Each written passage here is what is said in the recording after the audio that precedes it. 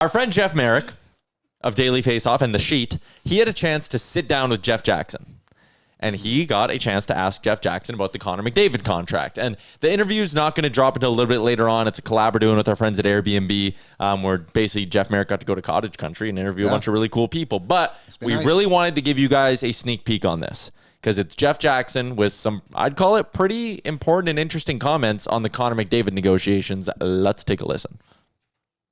If we had been sitting here exactly a year ago, I'm going to ask you about Connor. If we had been sitting here a year ago and Connor McDavid hadn't signed an extension, I would have said the hockey world would be going crazy right now. It would be on fire. But the opposite has happened. Everyone's really calm about Connor McDavid and the extension. How did that happen? I'm not sure, other than the fact that there's like a certain level of comfort with Connor. He's been in Edmonton for 10 years. He's been very vocal about how much he loves the city. He loves playing for this team. The team is a good team, which is paramount to Connor having an opportunity to win. Mm-hmm. I think the conversation would be a lot different if we were struggling and we hadn't been and gone as far. I mean, this is pointing as it has been to not win. We've been right there for 2 years in a row. And I think, although we've made changes this summer, I think we have a really good team again. And obviously, so Connor feels good about all that. So it could be the relationship with Connor and the city. My relationship with Connor goes way back.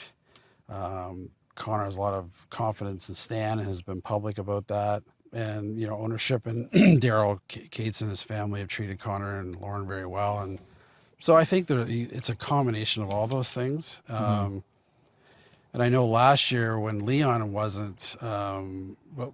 another year left and we were going to extend him or wanted to, it seemed like there was a lot more pressure, media talk about. It seems like Leon was noisier than Connor's been, which I never would have guessed. A little bit, but I tried to tamp that down last June when we were in the finals. I know there was like, you know, if you don't get him signed right away, you're gonna have to trade him. I was like, well, I'm not sure what you're talking about. Like, he has another year. He loves playing in Edmonton, and sure enough, we got a deal done early September with Leon, and I'm super happy about that. So I sort of feel it's the same with Connor. It's not going to be a long negotiation. And it's sort of when How quick is that phone call, by the way? Or how quick is that conversation? I think that it'll be unlike any other sort of negotiation, because it's not really. And I think that when Connor's ready, like, we'll have the discussion and we'll get a deal done. Wow. Like, okay, here's a couple of things. You and I have been saying that for 4 months. So to hear it come out of the mouth of the Oilers president is important. I think, too, a lot of people who were educated around the team probably also thought the same thing. Yeah. But everyone kind of knows the vibe on it. Just the outside noise is the one talking about it so much. Exactly. You know? And every sort of conspiracy theory that people wanted to drum up over the last, we'll call it year and a half. Mm-hmm. He wants to go to LA. When has Connor McDavid ever wanted to be in the limelight all that bad? He's going to go to Toronto. I think we all kind of know that got played out and there was no interest there. Yeah. Oh, well, look at who his agent has relationships with. Could he want to go to a Boston or a New York? And Tampa. Well, yeah, that was happening. Tampa. Why, right? Yeah. Like, they never really lined up, and everything that Connor's done, everything that the organization has done over the last 18 months has signaled towards a contract's going to happen, and he's not leaving Edmonton now. Would I sit there and have a conversation that, hey, 5 years from now, maybe he would leave the Edmonton Oilers? Yeah, because 5 years is a really long ways away, and you never know how things are going to play out. But right now, at this moment in time, he's playing with his best friend, Leon Draisaitl. Mm-hmm. They have had more success than any organization not named the Florida Panthers in the last 2 years. They have a lot of those key core pieces still around.